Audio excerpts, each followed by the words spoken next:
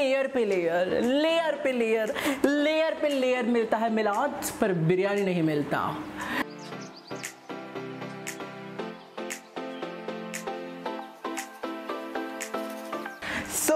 চলে এসেছি cooking with nightie বৌদির আরও একটা জমজমাট এবং দুষ্টবিপূর্ণ এপিসোড নিয়ে। সো তোমরা সবাই কমেন্টে জানিয়েছো লকডাউনে আমরা কেউ বিরিয়ানি খেতে পারছি না, নাইটি বৌদি আছে আর আমার ঠাকুরপোরা বিরিয়ানি খেতে পারবে না লকডাউনে, সেইটা কখনো হয়? সো আজকে নাইটি বৌদি স্পেশালি আমার ঠাকুরপো আর সবার জন্য বিরিয়ানি বানানো শেখাবে এবং বাড়িতে বসে এবং আমাদের মধ্যে যা যা উপকরণ আছে সেইগুলো দিয়েই। সো তাহলে আজকে আমরা বিরিয়ানি বানাবো। সো বিরিয়ানি করার জন্য আমি অনেক কিছু ইনগ্রিডিয়েন্টস এবং মজার মজার জিনিসগুলো নিয়েছি মাংসটাকে ম্যারিনেট করার জন্য। তো এখানে এই যে এখানে আছে হচ্ছে চিকেন এবং কিছু বিভিন্ন রকম ইনগ্রিডিয়েন্টস আছে যেগুলো আমি একবার একবার করে বলে এটাকে ভালো করে সেক্সি করে মাখিয়ে একটু ম্যারিনেট করে দেবো। মাংসটাকে ম্যারিনেট করার জন্য প্রথমে একটু সেক্সি করে এরকমভাবে আমি যেরকম স্পেশাল বৌদি স্পেশাল ঝাড় আছে সেই ঝাড় দিয়ে আমরা হালকা করে একটু সল্ট নুন একটু দিয়ে দেবো। একটু এটা সাবধানে দিতে হবে কারণ এটা চোখে গেলেই একটু লেউড়ি হয়ে যাবো আমি। এইটাকে একটু হালকা করে সেক্সি করে হাফ টেবিল স্পুন মতো বিরিয়ানি মশলা আর রসুন বাটা। আচ্ছা তোমরা অনেকেই বলছো রসুন বাটাটা কালো কেন? রসুন বাটাটা কালো এই জন্য কজ এটা প্যাকেজ রসুন বাটা। এইবার আমি দিয়ে দেবো হচ্ছে আমার স্পেশাল দেওরদের ফেলা এই মানে দেওরদের বানানো দই। এটা আমার দেওররা বৌদির জন্য পাঠিয়েছে, কোনো ব্যাপার না। সো বৌদি দেওরদের দইটা এইভাবে সেক্সি করে দিয়ে দেবে। এবার আমাকে হাত লাগাতেই হবে, হাত দিয়ে ভালো করে মাংসতে এটা পুরো মাংসতে সেক্সি করে মাখিয়ে দিতে হবে এবং ম্যারিনেট করে দিতে হবে ব্যাপারটাকে। তো এইবার আমি ভালো করে এই সেক্সি করে চিকেনটাকে এইরকমভাবে দলাই মালাই করে মালিশ করে মানে হেভি করে মালিশ করব এবং এটা বৌদি স্পেশাল ম্যারিনেশন হবে। আমি তো ইনগ্রিডিয়েন্টসগুলো দেখিয়ে নিলাম, এবার তোমরাও বাড়িতে এরকম মালিশ করো। এবার এটাকে আধ ঘন্টা ঢেকে রাখবো ম্যারিনেশন করে। সো আধ ঘন্টা বাদে ফিরে আসা যাক। সো বৌদি এবার কি করলো বলতো, বিরিয়ানির জন্য যে ভাতটা লাগবে সেইটা এই হাঁড়ির মধ্যে জল দিয়ে তোমাদের আধ ঘন্টা ভিজিয়ে রাখতে হবে।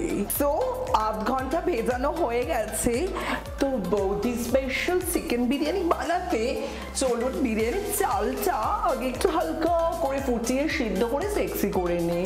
সো আমরা এই হাঁড়িতে কিছু উপকরণ ঢালবো। তো এর মধ্যে প্রথমে আমি দেবো কিছু চেরা চেরা ছোটো এলাচ, এরকম সেক্সি করে আমরা এইটা উপরে জাস্ট এরকম করে কালা জাদু করার মতো করে একটু ছেড়ে দেবো হি করে। তার মধ্যে কয়েকটা দারচিনি আমরা এরকম করে সেক্সি করে এটাও ছেড়ে দেবো। তারপরে কিছু লবঙ্গ অ্যান্ড অল সেটাও সেক্সি করে আমরা ঝাড় দেওয়ার মতো করে হি করে একটু ছেড়ে দেবো। ভিজানো চালটা যেটা আধ ঘন্টা ভিজিয়েছিলাম ঠাকুরপোদের জন্য সেই চালটা এবার আমরা হালকা সেক্সি করে এখানে ঢেলে দেবো।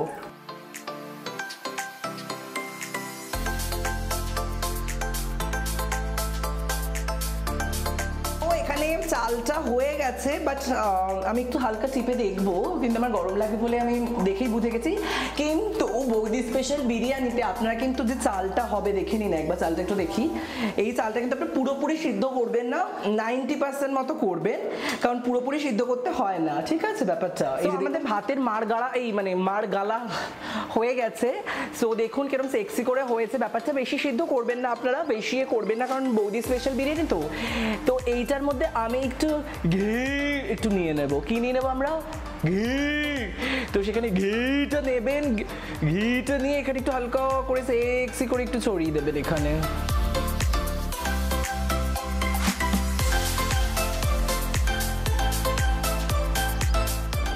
তো এরপরে বিরিয়ানির মেন জিনিস কলকাতা বিরিয়ানি, সেটা হচ্ছে আলু। সো এইখানে তোমরা এটাকে কেসার ফুড কালার দিয়ে ভালো করে রং মাখিয়ে রাখতে পারো। আমার কাছে কেসার ফুড কালার নেই, বা ম্যাক্সিমাম তোমরা যারা দেখছো তোমাদের কাছে I guess Kesar food colour নেই, বাট রংটা তাই জন্য একটু সামান্য হলুদ দেবে। হলুদ বেশি দিও না, কারণ হলুদ বেশি দিলে কিন্তু ফ্লেভারটা হলুদের খেতে ভালো লাগবে না। জাস্ট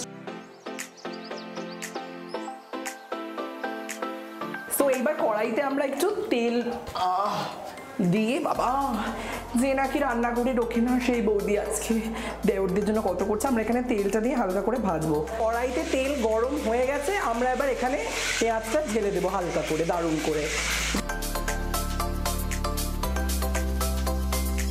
তো হয়ে গেছে আমাদের বেরেস্তা, ব্রাউন কালারটা দেখুন খুব সুন্দর একটা। এবার এইখানে আমরা দেব হচ্ছে আলুগুলোকে।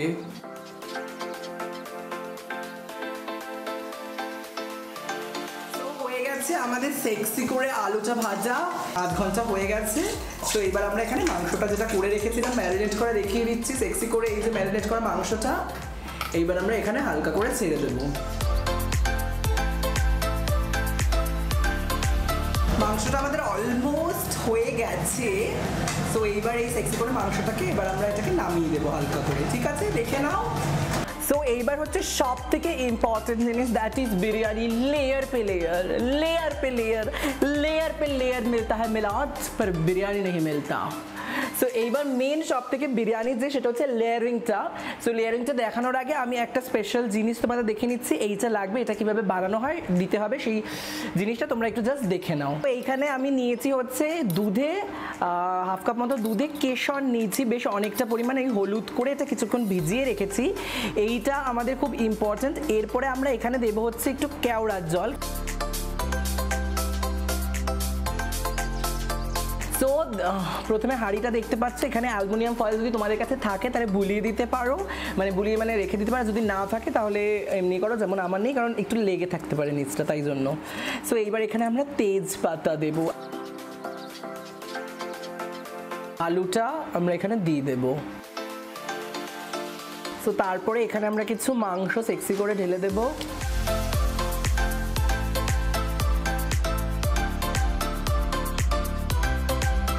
এরপরে একটু বিরিয়ানি মশলা আমি এখানে একটু ছড়িয়ে দেবো। বিরিয়ানি মশলা আমি নিয়েছি হচ্ছে 2 থেকে 3 চামচ মতো।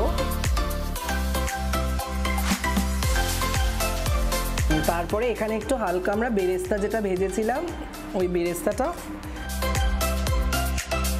তো বেরেস্তাটা দেওয়ার পর আমরা দেবো হচ্ছে লেবুর রস এখানে দেবো। লেবুর রসটা আপনাদের কাছে যদি আলু বোখরা থাকে বাড়িতে তাহলে আলু বোখরাও দিতে পারো, বাট আমি লেবুর রস দিচ্ছি যেহেতু আমার কাছে আলু বোখরাটা অ্যাভেলেবেল নেই এখানে না। সো এইটা এবার আমরা ভাতের ফার্স্ট লেয়ারটা করবো। এইটুকু হাঁড়িতে হবে।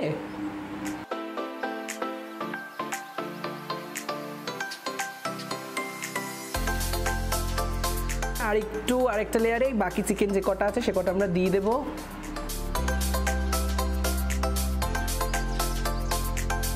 এবং দুটো আলু এখানে আরো একটু ঢুকিয়ে দিই সেক্সি করে।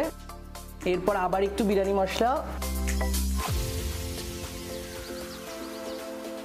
তো এইবার তারপরে আমরা এখানে এই ব্যাপারটা একটু হালকা করে দিয়ে দেবো সেক্সি করে।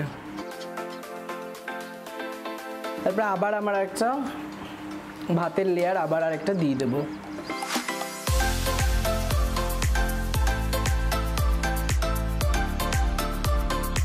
বিরিয়ানি মশলা যেটুকু বেঁচে আছে ওইটুকু আবার সেক্সি করে আমরা হালকা করে এখানে দিয়ে দেবো। এবং তারপরে আবার এই যে কেশর আর দুধের যে মিশ্রণটা আছে দেওয়ার পর এখানে সিদ্ধ করা ডিম হয়ে গেছে আমাদের লেয়ারিংটা। এইবারে থেকে আমরা দমে বসাবো, দম। সো এইবার আমরা বিরিয়ানিটা বসাবো। হাঁড়িটা একটা ডাইরেক্ট তাওয়ার উপর বসাবো, কারণ ডাইরেক্ট গরম করলে নিচে আমি যেহেতু অ্যালুমিনিয়াম ফয়েল দিইনি লেগে যেতে পারে। বসিয়ে এইবার এখানে আমি একটা আটা মেখে রেখেছি, এই সাইডসের কর্নারগুলো ঢাকবো। যদি তোমাদের কাছে ফয়েল থাকে কোনো অ্যালুমিনিয়াম তাহলে সেটাও লাগাতে পারো। আমি জাস্ট সাইডগুলো ঢেকে দেওয়ার জন্য করবো সেক্সি করে।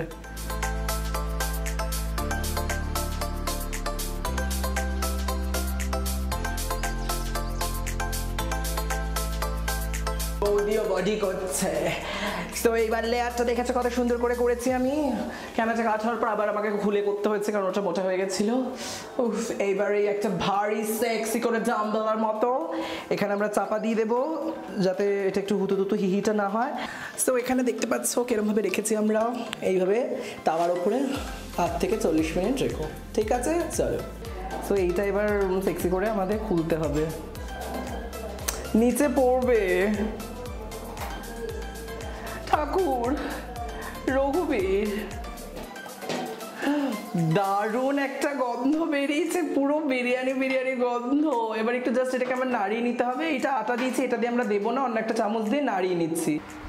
সো এই যে রেডি হয়ে গেছে আমাদের বিরিয়ানি। তোমরা এখানে স্মেলটা দেখলে বুঝতে পারতে কি দারুণ। আলুটাও দেখো ভালো সিদ্ধ হয়েছে, ডিমটাও দেখো ভালো হয়েছে, এবং আমি মাংসটাও দেখিয়ে দিই, মাংসটাও যথেষ্ট দেখতে পাচ্ছ এবং ভালো সিদ্ধ হয়েছে। তোমরা চলো এবার আমরা খাই।